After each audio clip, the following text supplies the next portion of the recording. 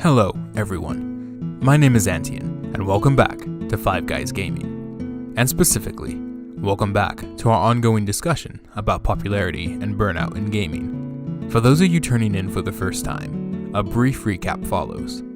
If you're already aware of what we're going to be talking about today, then please, go to the time shown on the screen to dive into our examination.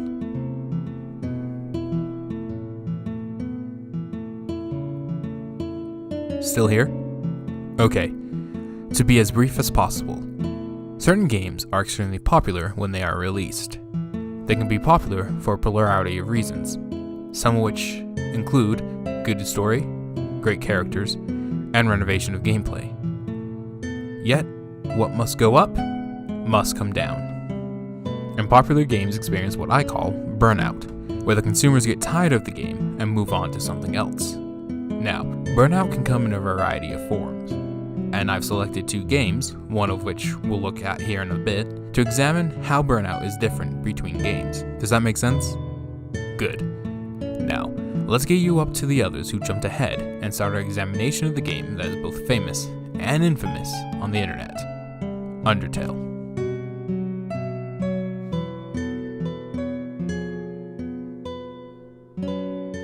Undertale officially started back in 2013 of June as a Kickstarter by then relatively unknown developer Toby Fox.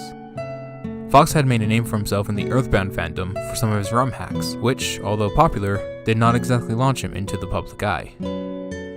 Fox's original goal was for $5,000 to make the game. By the time the campaign ended a month later in July, it had raised $51,124, just over 1,000% of the original goal.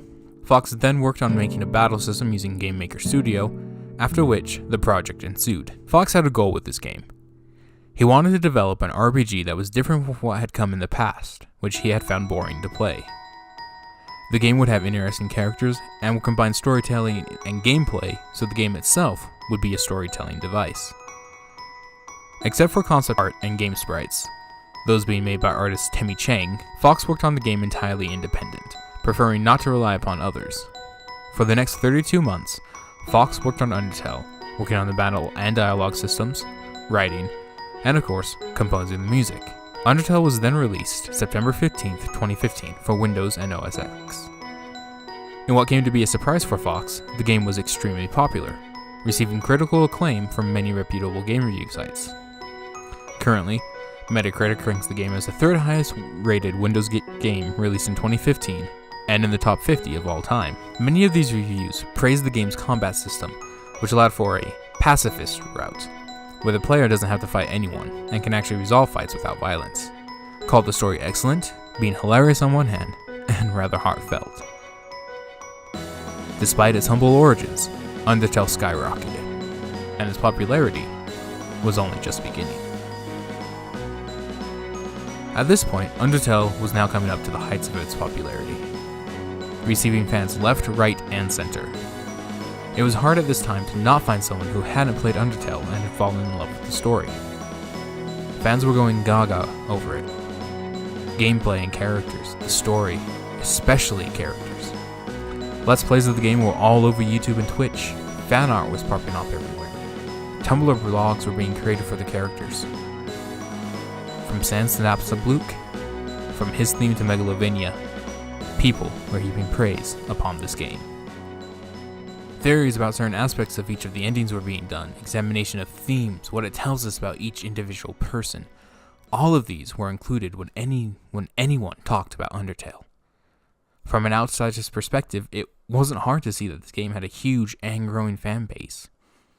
Undertale was like a star, burning hot and bright, almost seeming destined to continue forever as a cultural explosion in the gaming community. But then, slowly and surely, that star began to burn out. Interest in the game slowly began to fade amongst the public, and people began to move on. The Undertale fire was beginning to fade. What caused the burnout? Why did Undertale's bright future begin to fade? To explain my point of view, we need to start by looking at one aspect of Undertale that I briefly have mentioned throughout: its fan base. Undertale was a fantastic game that appealed to casual and hardcore gamers. It was goofy, heartfelt, and fun. But what really appealed was the combat system. As I mentioned earlier, the combat system allowed players to forego fighting to pursue a more peaceful option. You could act and try to talk down to your opponent, and then both of you could go your separate ways, having become friends. This was called the pacifist route. Now, I know for a fact that my explanation is an extremely basic version of how combat in Undertale works. Believe me, I know.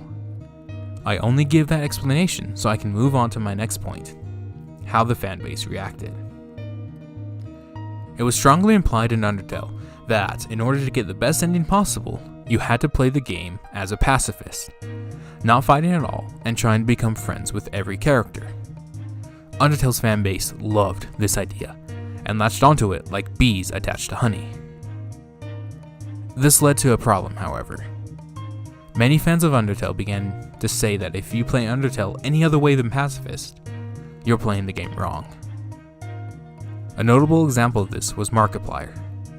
Markiplier went into Undertale with the intent to just kill everything that he could, what fans called the genocide route. Fans were irritated with their YouTube star. Many of the comments in the videos he uploaded expressed that feeling. Markiplier later went on record to state, "Everyone was disappointed in the way I was playing it, and ordinarily I would just be like, I'm doing it my way. I'm gonna do this. But unfortunately, it was so pervasive that it made the entire experience not fun for me." And this didn't just happen to Markiplier. Many other YouTubers experienced the same thing. Undertale fans demanded that gamers play the pacifist route on YouTube. For me, this is where the burnout began. The problem came from the idea that there was a right way to play Undertale. You have to play it as a pacifist. If you play it any other way, you're playing it wrong. On top of that, this came with the idea that if you play the genocide route, you are a horrible person. Because of how Undertale tells its story, many fans had a problem with differentiating between a character in the game and the player in real life. They view them as the same person.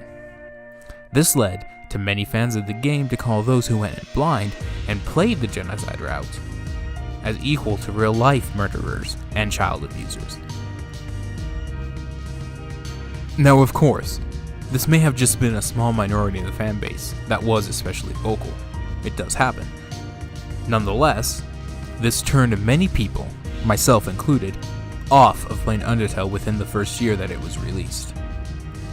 Who wants to be compared to some of the vilest people on Earth for simply playing a game? For me, this was the cause of Undertale's burnout, and its burnout was a gradual thing. Slowly, Undertale began to disappear. People stopped playing it as often. Fan art of the characters slowed to a crawl. Remixes of the music began to come out less and less. The Tumblr blogs became less active. And at some point, as sad as it is, Undertale became just another game. It's been 4 years since Undertale was released. That gives us 4 years to look back and reflect on it. Undertale was extremely popular when it was first released, and I'd be lying if I said that it didn't live up to the hype, because it very obviously did. But as of today, Undertale is not at the same level of popularity as it once was. Yes, it is still a great game that is played, and many people love it to this day. But it's not talked about as much anymore. The best comparison I can make is that Undertale is like a blue supergiant star. It burns hot, extremely hot. But because it burns so hot, it uses up so much of its energy and then goes supernova relatively quickly. Like that supergiant, Undertale's the same. It gained so much popularity so quickly that it was inevitable that it faded fast. But in the end, that was a good thing for Undertale. Because of how fast Undertale came and went, we look back on it with an endearing light. Sure, there were moments of darkness, of frustration, of anger toward certain aspects of its fan base. But because of how great the game was, we overlook those things now, and we see Undertale in a positive light. The same, however, can be said for the game we'll be looking at here next. And so with that comment, we'll go ahead and end the video here. Thank you again for joining me today. My name is Andian, and I'll be seeing you guys again real soon.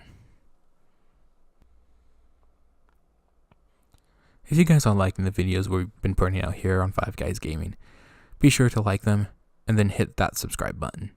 It's the only way we know if we're doing the right things. Thanks, and have a good day.